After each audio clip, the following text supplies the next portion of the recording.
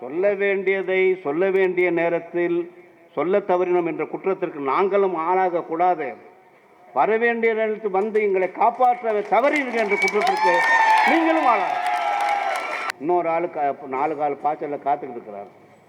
நீங்கள் வரலை, அந்த ஆள் அங்கே போயிடும். தயவு செய்து நீங்கள் வந்து தலைமை தாங்கி உங்களை முதலமைச்சராக பார்த்துக்கிட்டு நான் என் வாழ்வை முடிவை வேண்டும் ஆசைப்படுகிறேன். இன்றைக்கி நான் சாப்பிட்ற உணவில் தலையிடுவேன், நாளைக்கு என் பெட்ரூமுக்கு வருவேன்.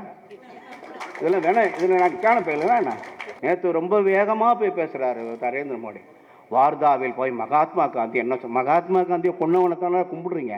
நியாயமாக விசாரணை நடத்தி கர்ணன் அவர்கள் ஜஸ்டிஸ் கர்ணன் அவர்கள் சொன்னது தவறு என்றால் அவரை கைது செய்ய வேண்டும். அவர் சொன்னது உண்மை என்றால் யார் மீது அவர் சொன்னாரோ அவர்களை தண்டித்திருக்க வேண்டும். குற்றவாளியை தண்டித்ததை விட குற்றம் சொன்ன இப்போ இன்ஸ்பெக்டர் கூப்பிட்டு நம்ம தண்டிக்கலாமா?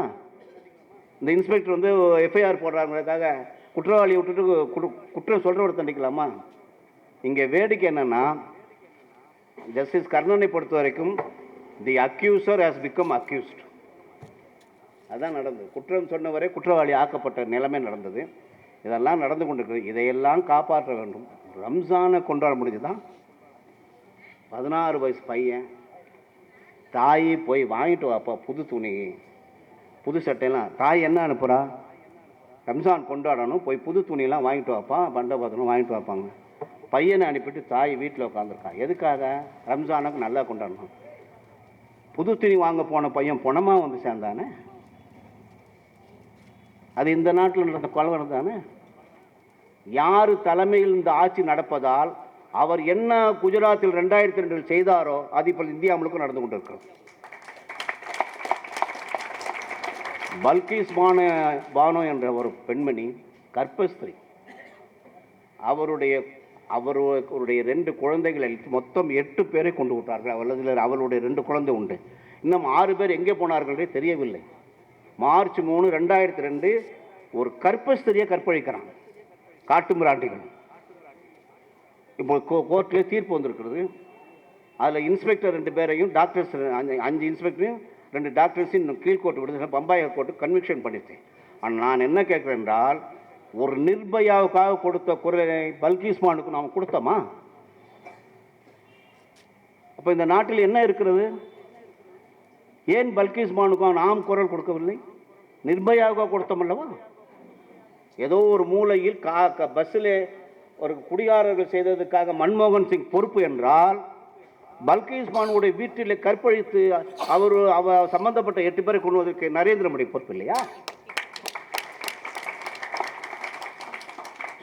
சுனைத் கொல்லப்பட்டதுக்கு நரேந்திர மோடி பொறுப்பு இல்லையா?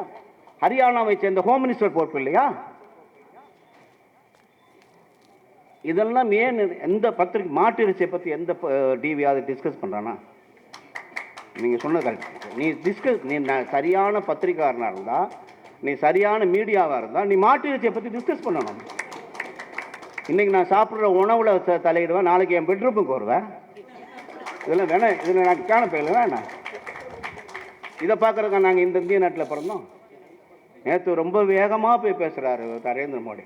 வார்தாவில் போய் மகாத்மா காந்தி என்ன மகாத்மா காந்தியை கொன்னவனைத்தானே கும்பிடுறீங்க. மகாத்மா காந்தியை பற்றி இப்போ என்ன திடீர்னு அக்கறை? கோட்சைக்கு கோயில் கட்டுற பேர் வழிகள். இப்போ என்ன மகாத்மா காந்தியை பற்றி அக்கறை? உதவலும்னா மகாத்மா தேவைப்படுமா? எனவே இப்பேற்பட்ட சூழ்நிலைகளெல்லாம் உண்டு காப்பாற்ற வேண்டிய பொறுப்பு உங்களிடம் உண்டு என்பதை நான் நினைவுபடுத்துகிறேன். என்னடா அதிகமாக பேசலாம் நினைக்காதீங்க.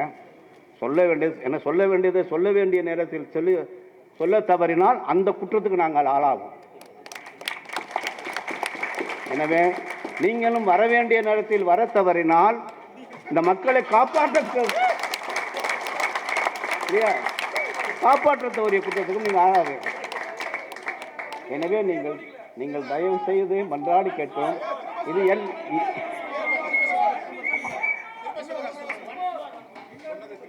அதான் சொல்ல வேண்டியதை சொல்ல வேண்டிய நேரத்தில் சொல்ல தவறினோம் என்ற குற்றத்திற்கு நாங்களும் ஆளாகக்கூடாது. வர வேண்டிய நேரத்தில் வந்து எங்களை காப்பாற்ற தவறினீர்கள் என்ற குற்றத்திற்கு நீங்களும் ஆளாக. இதில் தெளிவாக இருக்கிறோம். When I say it, I mean it. When I mean it, you will do it. அப்படிங்கிற எந்த கோரிக்கை வைக்கிறேன். தயவு செய்து வாங்க, நீங்கள் பயப்படாதீங்க. நான் ஒரு உதாரணம் சொல்ல பாருங்க. நெருக்கடி கால நிலையில் ஜேபிலாம் வந்து வெளியில் வந்து நான் மொரார்ஜிக்கு அசிஸ்டண்ட்டாக வேலை பார்த்துருக்கேன். அசோக மேத்தா, நிஜலிங்கப்பா பெரியவர் என் மீது அவ்வளோ அன்பு வைத்திருந்தார். அந்த முக்கியத்துவம் எனக்கு கடைசி வரைக்கும் இருந்தது. நான் வந்து பெருமையோடு சொல்லுவேன், காமராஜ் தொண்டன் என்றால் அது இயேசுநாதன் சீடனுக்கு சமானமானது. அப்பேற்பட்ட அப்பழுக்கற்ற அரசியல்வாதி யாருமே சொல்ல முடியாது. அப்பேற்பட்டவர். நான் மொரார்ஜிக்கு அசிஸ்டன்ட் வேலை பார்த்துருக்கேன். அசோக மேத்தாக்கு இந்த பஞ்சாயத்து ஆட்சியை கொண்டு வந்து அசோக மேத்தா எவனும் சொல்ல மாட்டான் வெளியில். ஆனால் என்னமோ இவனுங்க கொண்டு வந்த மாதிரி பேசிகிட்டு இருப்பானுங்க. ஆகையினால இது திருமுருகன் காந்தி இங்கே இந்த நாட்டில் நெல்சன் மண்டேலாவை பேசலாம், ஆன்சுயை பேசலாம், சேகுவாராவை பேசலாம், மாசேதுங்கை பேசலாம், லெனினை பேசலாம், மார்க்ஸை பேசலாம். ஆனால் பிரபாகரனை பற்றி பேசப்படும். பேசுனா குண்டர் சட்டை தரும். குண்டர் சாக்கா திருமுருகன் காந்தி மீது பாய். எவ்வளோ கேவலமான செயல்! திருமுருகன் காந்தியை குண்டர் சட்டத்தை போட்டது எந்த விதத்தில் நியாயம்? நாம் போராடினோமா? ரோட்டில் நின்றுக்க வேண்டாமாண்ணா? பெரியார் இருந்தால் நடந்திருக்குமா? அது அடுத்த நாள் விவகாரம் பண்ணிடுவார், ரோட்டில் வந்து நின்றுவார். அந்த காலம் பெரியார் காலத்து தமிழகம் இப்பொழுது இல்லை. இன்னொரு ஆள் 4 கால் பாய்ச்சலில் காத்துக்கிட்டு இருக்கிறார். நீங்கள் வரலை, அந்த ஆள் அங்கே போயிடும். நம்ம ஆளுங்க வழி தவறிடுவோம். என்ன ஆகையினால நான் சொல்கிறேன், தயவுசெய்து உங்களோட எத்தனையோ மடங்கு வயதில் மூத்தவன். இன்னும் சொல்ல போனால் 2 ஆப்ரேஷன் ஆகிவிட்டது எனக்கு. ஐ ஆம் already 1 foot in the grave என்று சொல்லலாம். அந்த அளவுக்கு என்னுடைய நிலைமை இருப்பதால் ஒரு கிழவனின் வேண்டுகோளாக வைத்து நீங்கள் வர வேண்டும் என்று கேட்டுக்கொள்கிறேன். தயவுசெய்து இந்த மக்களை காப்பதற்காக வாருங்கள். நெருக்கடி கால நிலையில் நாங்கள் ஜனதா அமைத்து விட்டோம். ஆனால் காங்கிரஸ் கட்சியில் ஜெகஜீவன் ராம் இருந்தார். அவருடைய பொண்ணு தான் இப்போ மீரா குமார். ஜெகஜீவன் ராம் காங்கிரஸை விட்டு வெளியில் வந்து காங்கிரஸ் ஃபார் டெமோக்ரஸி என்று ஒன்று வைத்தார். அதுதான் ஜனதாவை அப்படி பூஸ்ட் பண்ணி விட்டது. அதனால தான் ஜனதா கட்சி ஜெயிச்சது. வடநாடு முழுக்க நாங்கள் ஜெயித்தோம், தென்னகத்தில் நாங்கள் சேர்க்கல. ஆகையினால் தயவுசெய்து உங்களை பற்றி நீங்கள் குறைவாக எடை போடாதீர்கள். இந்த டீ இலைக்கு தான் யாருங்கிறது தெரியாது. சைனா பழமொழி. அந்த டீ இலையை வெந்நீரில் போட்டிங்கன்னு வைங்க, அப்போ தான் அந்த இலையை இல்லாட்டி சாதாரணமாக இருக்கையில் டீ இலையும் சாதாரண அரசியலையும் ஒன்று தான், பார்வைக்கு அப்படி தான் இருக்கும். இந்த டீ இலையை தூக்கி வெந்நீரில் போட்டிங்கன்னு வைங்க, அப்போ அந்த ஸ்மெல் வரும். அப்போ தான் அது டீன்னு தெரியும். அது மாதிரி வெந்நீருக்காக நீங்கள் அரசியலுக்கு வாங்க. நீங்கள் எங்களுக்கு மனம் பரப்ப வேண்டும், எங்களை காப்பாற்ற வேண்டிய பொறுப்பு உங்களுக்கு இருக்குது. பொறுப்பை தட்டி கழித்து விடாதீர்கள். தாய் தகப்பன் இயற்கையிலே பேர் வச்சுருக்காங்க, சகாயம். என்ன அருமையான பேர்! அது தெய்வம் கொடுத்த பேர். அது இந்த மக்களுக்கு சகாயம் செய்வதற்காக கவலைப்படாமல் நீங்கள் வாருங்கள். உங்களை தூக்கி பிடிப்பதற்கு இளைஞர்கள் காத்திருக்கிறார்கள். தமிழகம் முழுக்க உங்களை தூக்கி பிடிக்க இளைஞர்கள் காத்திருக்கிறார்கள். ஒரு இளைஞன் நினைச்சா ஒரு இளைஞன் நினைக்காதுங்க. ஒரு இளைஞன் 100 ஓட்டுக்கு சமம். ஒரு இளைஞன் 100 ஓட்டுக்கு சமம்.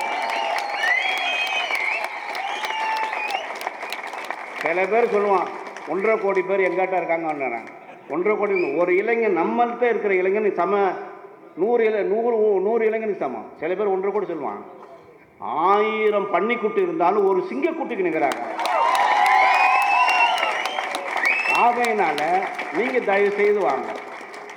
இந்த உலகத்தையே ரட்சிப்பது ஒரு சூரியன் தான் இல்லையா? அதாவது உண்மையான சூரியன் உதயசூரியன். ஆகையினால நீங்கள் தயவு செய்து இளைஞர்களை நம்பி வாருங்கள். உங்கள் தம்பிகள் காத்திருக்கிறார்கள், உங்களுக்காக தவம் இருக்கிறார்கள்.